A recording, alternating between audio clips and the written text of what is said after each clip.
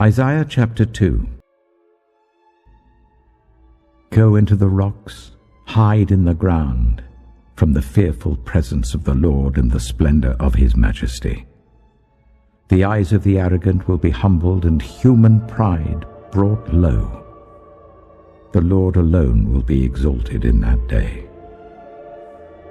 The Lord Almighty has a day in store for all the proud and the lofty, for all that is exalted, and they will be humbled. For all the cedars of Lebanon, tall and lofty, and all the oaks of Bashan, for all the towering mountains and all the high hills, for every lofty tower and every fortified wall, for every trading ship and every stately vessel. The arrogance of man will be brought low, and human pride humbled.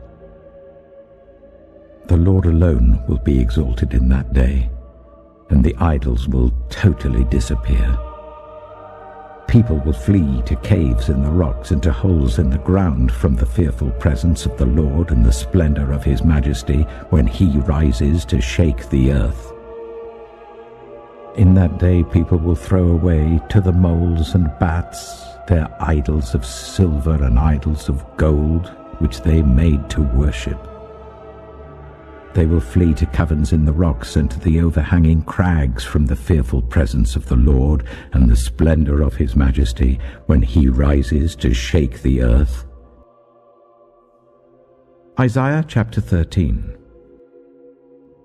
Wail, for the day of the Lord is near. It will come like destruction from the Almighty. Because of this, all hands will go limp, every heart will melt with fear. Terror will seize them, pain and anguish will grip them. They will writhe like a woman in labor. They will look aghast at each other, their faces aflame. See, the day of the Lord is coming, a cruel day, with wrath and fierce anger, to make the land desolate and destroy the sinners within it. The stars of heaven and their constellations will not show their light. The rising sun will be darkened, and the moon will not give its light. I will punish the world for its evil, the wicked for their sins. I will put an end to the arrogance of the haughty, and will humble the pride of the ruthless. I will make people scarcer than pure gold, more rare than the gold of Ophir. Therefore I will make the heavens tremble, and the earth will shake from its place at the wrath of the Lord Almighty in the day of his burning anger. Jeremiah chapter 46. But that day belongs to the Lord Almighty, a day of vengeance, for vengeance on his foes. The sword will devour till it is satisfied, till it has quenched its thirst with blood. For the Lord Almighty will offer sacrifice in the land of the north by the river Euphrates. Ezekiel chapter 30. The word of the Lord came to me, Son of man, prophesy and say, this is what the sovereign Lord says. Wail and say, alas for that day! For the day is near, the day of the Lord is near, a day of clouds, a time of doom for the nations. A sword will come against Egypt, and anguish will come upon Cush. Where the slain fall in Egypt, her wealth will be carried away, and her foundations torn down. The Book of Joel. Alas for that day! For the day of the Lord is near, and it will come like destruction from the Almighty. Has not the food been cut off before our very eyes? Joy and gladness from the house of our God. The seeds are shriveled beneath the clods. The storehouses are in ruins. The granaries have been broken down, for the grain has dried up. How the cattle moan. The herds mill about because they have no pasture. Even the flocks of sheep are suffering. To you, Lord, I call. For fire has devoured the pastures in the wilderness, and flames have burned up all the trees of the field. Even the wild animals pant for you. The streams of water have dried up, and fire has devoured the pastures in the wilderness.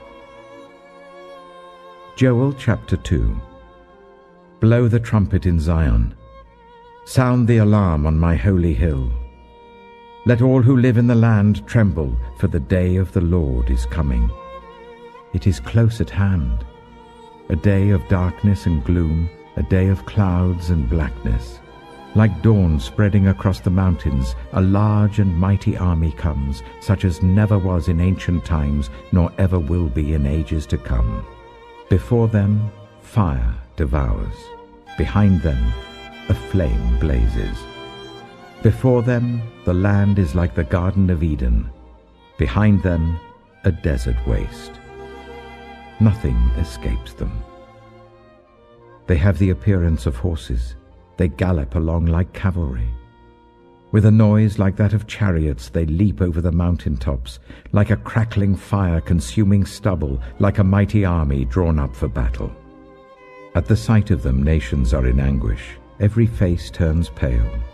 They charge like warriors. They scale walls like soldiers. They all march in line, not swerving from their course. They do not jostle each other. Each marches straight ahead. They plunge through defenses without breaking ranks. They rush upon the city.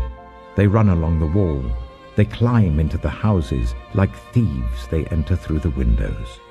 Before them the earth shakes, the heavens tremble, the sun and moon are darkened, and the stars no longer shine. The Lord thunders at the head of his army. His forces are beyond number, and mighty is the army that obeys his command. The day of the Lord is great, it is dreadful. Who can endure it? Joel chapter 3. Come quickly, all you nations from every side, and assemble there. Bring down your warriors, Lord. Let the nations be roused. Let them advance into the valley of Jehoshaphat. For there I will sit to judge all the nations on every side. Swing the sickle, for the harvest is ripe. Come, trample the grapes, for the winepress is full, and the vats overflow. So great is their wickedness. Multitudes, multitudes in the valley of decision. For the day of the Lord is near in the valley of decision. The sun and moon will be darkened, and the stars no longer shine. The Lord will roar from Zion, and thunder from Jerusalem. The earth and the heavens will tremble. But the Lord will be a refuge for his people, a stronghold for the people of Israel. Then you will know that I, the Lord your God, dwell in Zion, my holy hill. Jerusalem will be holy. Never again will foreigners invade her. In that day, the mountains will drip new wine, and the hills will flow with milk. All the ravines of Judah will run with water. A fountain will flow out of the Lord's house, and will water the valley of acacias. But Egypt will be desolate, Edom a desert waste, because of violence done to the people of Judah, in whose land they shed innocent blood. Judah will be inhabited forever, and Jerusalem through all generations. Shall I leave their innocent blood unavenged? No, I will not. The Lord dwells in Zion.